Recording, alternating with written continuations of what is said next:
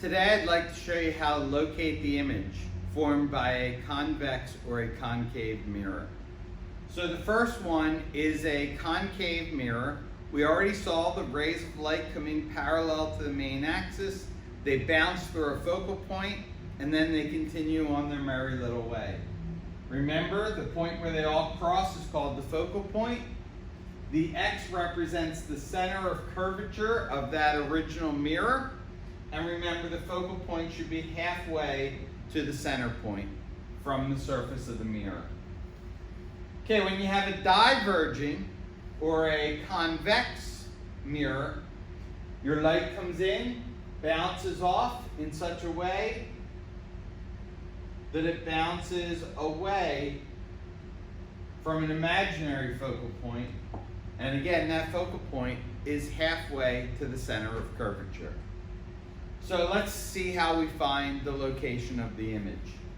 So we have our center of curvature marked.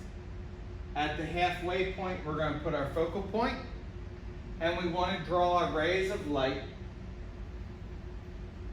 in such a way that they come in parallel, they bounce off the mirror and go through the focal point.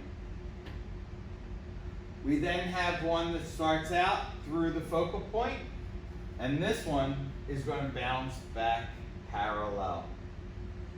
So any ray of light that starts parallel will hit a concave mirror and go through a focal point, and any that pass through the focal point before hitting the mirror will bounce back parallel. Light rays are reversible. So if we imagine a ray of light coming in along this parallel line, it would bounce back through the focal point. Where these two cross is where the image is going to appear.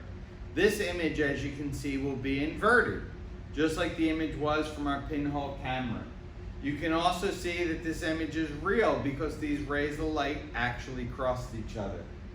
If we wanted to find the location mathematically, we could use this expression, where this is the distance from the mirror to the focal point. DO is the distance from the mirror to the object, and the DI is the distance from the mirror to the image. Okay, so this formula will allow us to predict the DI.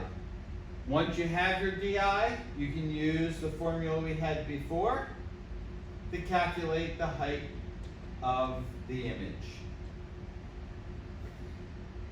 All right, so these formulas will calculate exactly where the image is located, or you could do your ray diagram to see why the image forms and the approximate location of formation.